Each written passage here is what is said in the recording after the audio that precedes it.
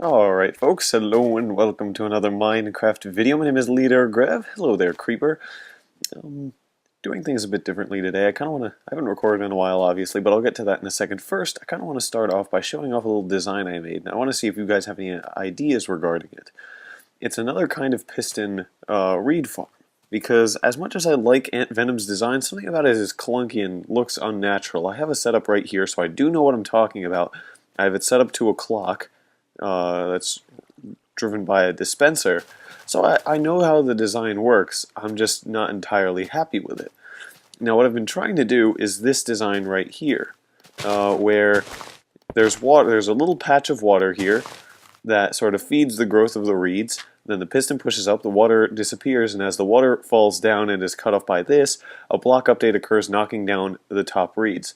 And I sort of want this to work in such a way that it's timed to the extent that the block updates happen and then the piston retracts at the last second and allows the last reed to survive. That would be ideal. However, that doesn't entirely work. Let me show you guys how it works thus far. So, as the block updates happen, when it reaches the last one, the water spills out, and then it finds it has nowhere to go, and it's sort of gotten rid of. And this, of course, the water isn't infinite, so it disappears. I want it to work in such a way that this piston retracts again, leaving these final... Just happened. Oh, that was probably the other farm. That was probably the other farm over here working. Anyhow, I don't want this last reed to disappear. But basically, it's a very sketchy design, not special in any way in particular.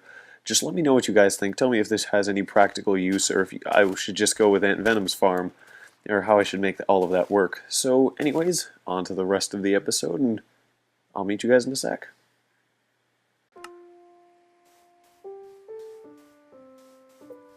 Alright folks, welcome back to World 2. My name is LeaderGrev, and let's get right into this. First of all, let me explain what I've been doing for the past while actually. I've been working on college essays and such, and when I have been playing, I've been doing minor renovations. I've gotten more wool spread over here. I've gotten this little design scheme of dirt surrounded by cobble with glowstone. I've gotten just about 4 stacks of slime balls. My farm has been working really, really well. I finished the rail over here back to my old base. It works both ways. It's very, very convenient. And I've built little interim farms over here. Pretty cool. I quite like them myself. I've got a bunch of grass going down into this cave, so actually do tell me what you guys think I should do down there, because I think that's a pretty cool opportunity for me to do something interesting.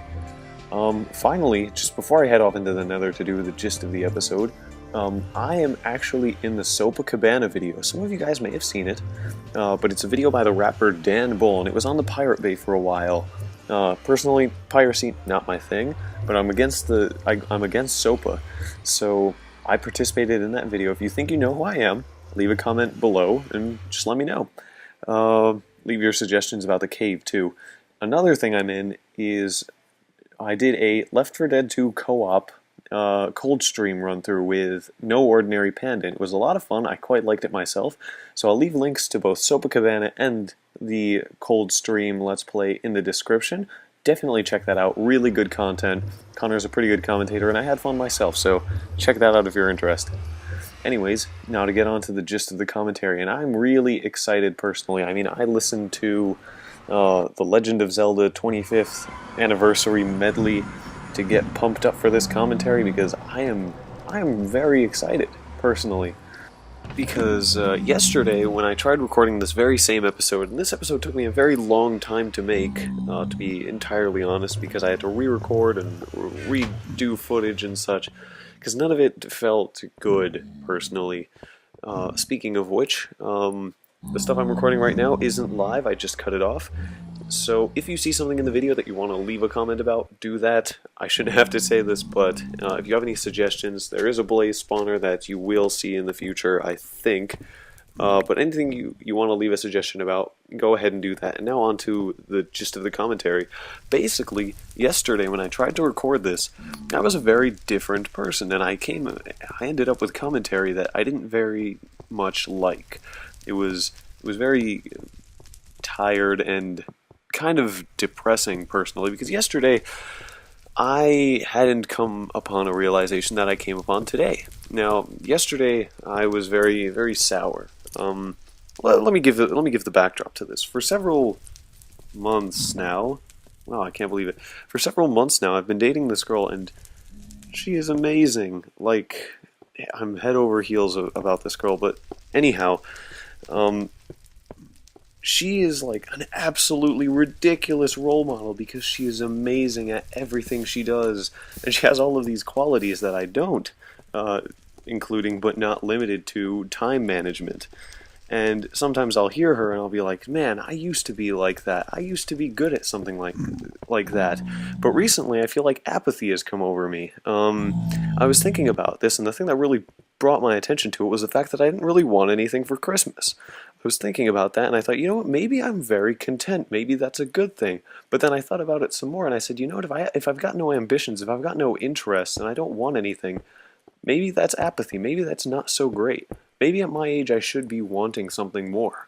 Not even on the material level, but something more in general. And the fact that I didn't was kind of telling. So I was worried that, like, I've fallen into a lifestyle where procrastination is okay, where school is looked upon kind of like, oh, it's so annoying, these teachers are terrible, and I have some good teachers and some where I don't perform as well, you know, I don't like it.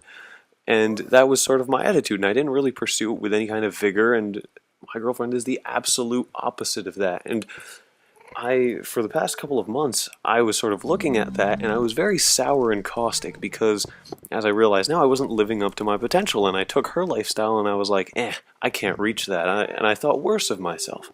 And I was, I guess, like, mentally putting myself down because I wasn't on that level of... I wouldn't say maturity because I'm not very mature. I have like the maturity of a 5-year-old, but on that level of organization and academic performance, and it was frustrating me because I wasn't putting the effort in, and it was really driving me nuts. I felt bad. Several times I had to vent to some of my friends about how bad the situation was, and it was very much self-inflicted pain because I wasn't living up to a potential that I definitely had. I was living and I was concerned with, like, how come I can't do that? Why can't I do that? And it's because I didn't set that for myself as a goal. Like, I expected it to come naturally, and that wasn't how it was supposed to work. It doesn't happen that way. So I'd set unrealistic expectations for myself that I simply wasn't trying to carry out myself. So I was sour and caustic and very, very annoyed. So yesterday when I was recording, I made commentary about fear of the future because I looked at the future as something that was very scary. I was very much content with what I had now, and I said, you know what, that's it. I like what I have now. I'm in a good relationship. My friends are great. My classes are okay.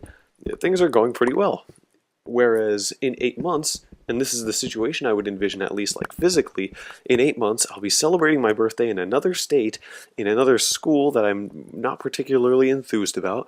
I'll be single, and I'll be celebrating it all alone away from my family, because my birthday is coincidentally like several days after I'll have to leave for college.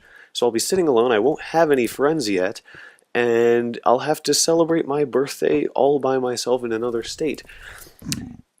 And I was very much upset about this, and that was like the physical manifestation of that fear of the future. I was worried. I didn't know what was going to happen. Like, I fear that day. I feared, and still do actually, that day when I think my girlfriend will break up with me and things will go sour and I'll be like in trouble and screwed up. I don't know.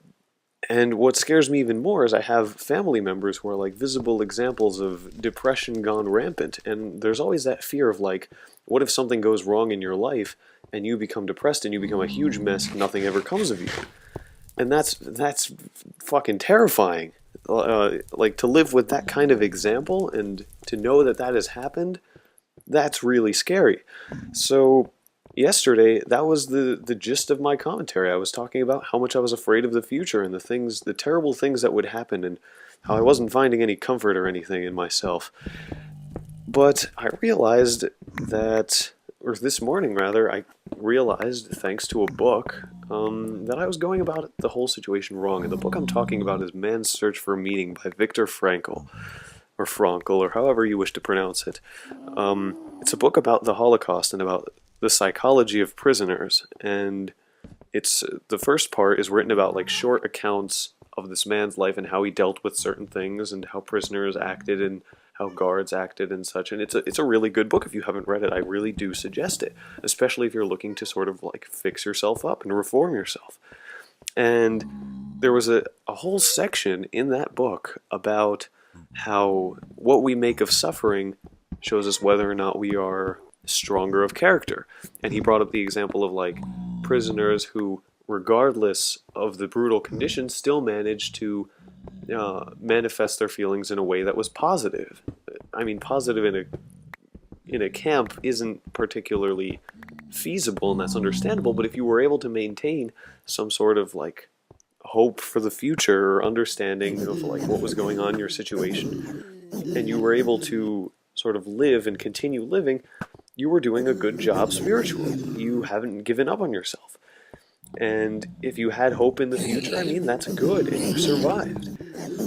Whereas other prisoners who sort of let down on themselves would like flop around and not do anything, and they would sort of just give up, which makes sense. And although I can't really relate or put myself on that same level as the Holocaust, I'm not there yet, nor will I ever be, hopefully.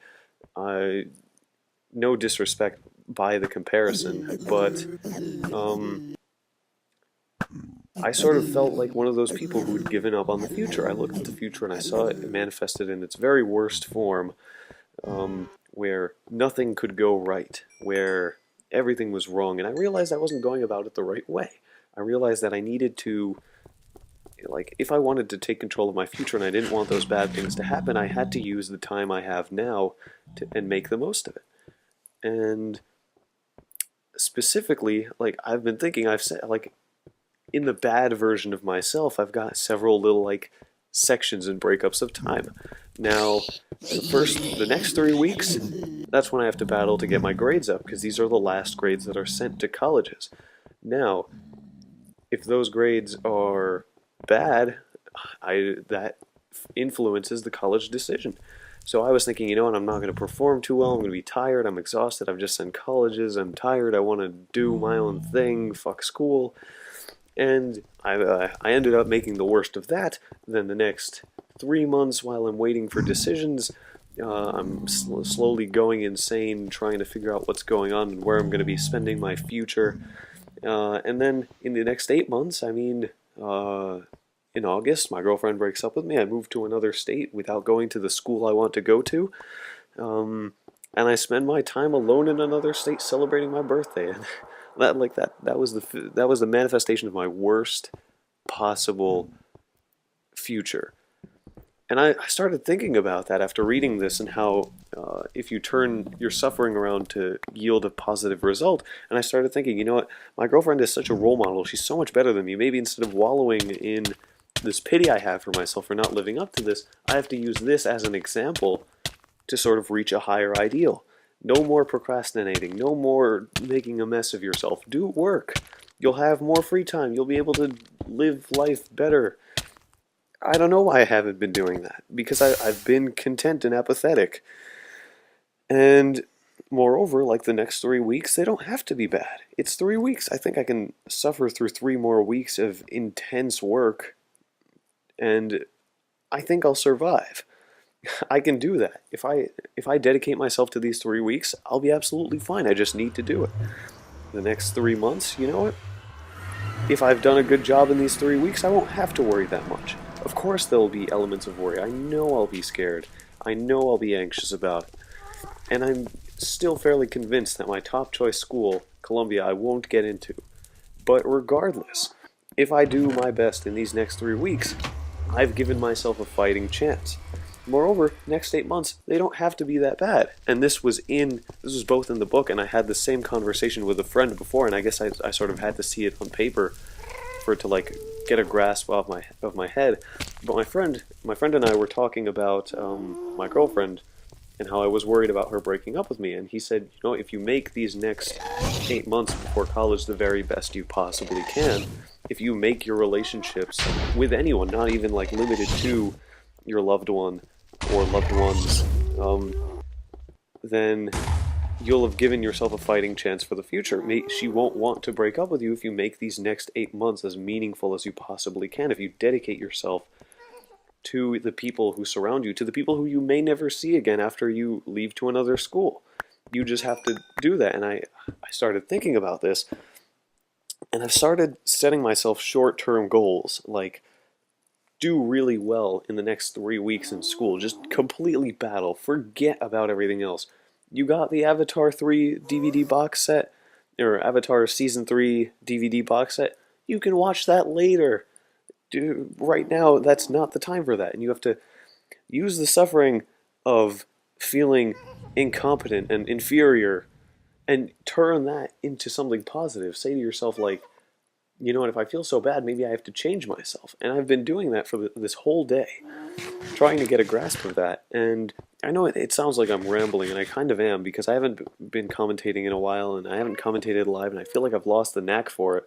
But I just had to get this off of my chest, sort of like I had such a radical change of heart within the past like 12 hours.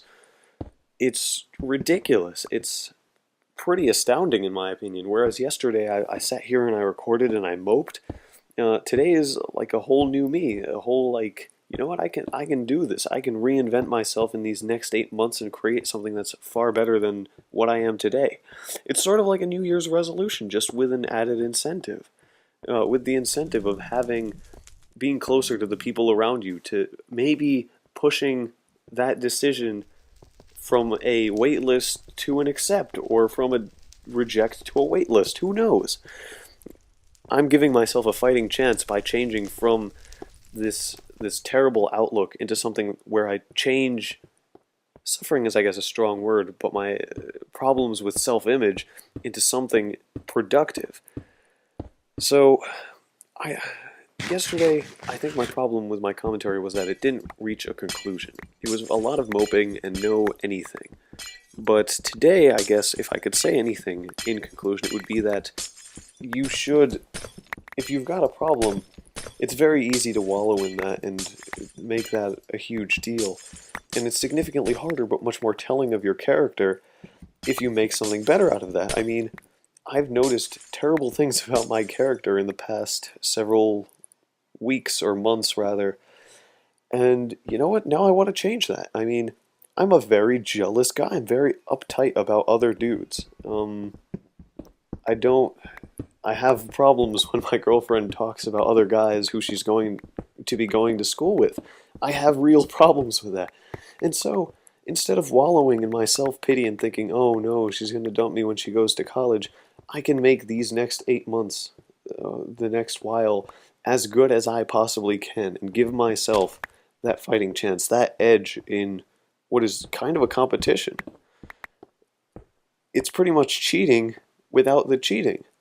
And if I can do that, if I can convince myself and hold on to this like resolve that I need to dedicate myself to some higher ideals over the next 8 months to make the most of my time, that'll be pretty fantastic. So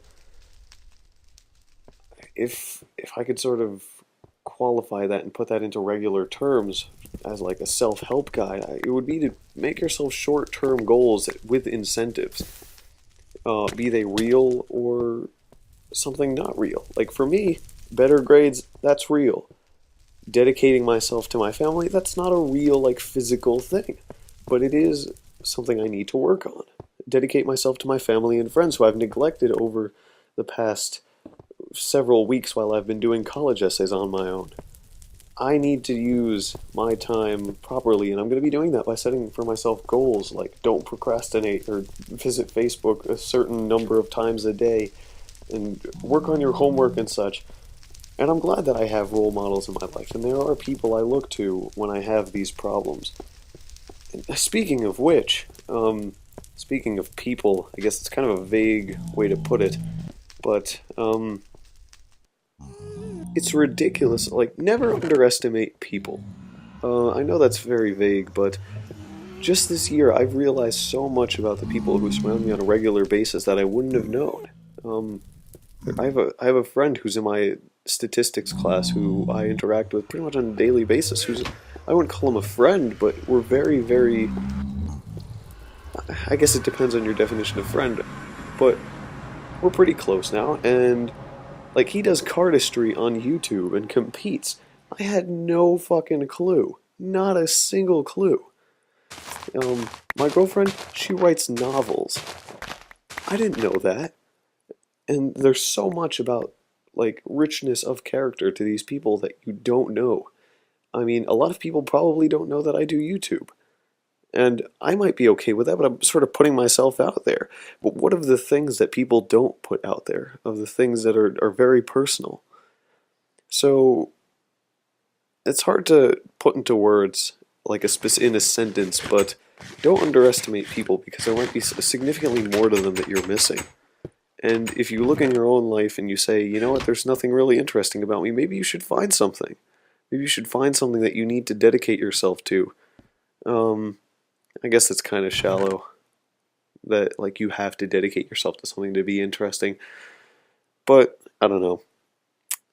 Let me know what you guys think. I did ramble a lot, but I felt like I had to get this off of my chest and sort of talk about this because I wasn't able to format into a way that was commentary friendly and very streamlined, but I tried and I hope to be recording a lot more in the future so I can sort of get my knack back. Yeah, I haven't been recording for like half a month. That's infuriating. Ridiculous. Anyhow, thanks a lot for watching, you guys. Speaking of more videos, by the way, I'm actually considering doing more shorts and machinima type of stuff. Let me know what you think about that, whether you want me to do a certain type of thing, keep on with the shorts, do a story-based machinima. Let me know in the comments below. I've asked a lot of things of you this episode, but thanks a lot for watching, you guys, and I hope you have a good day.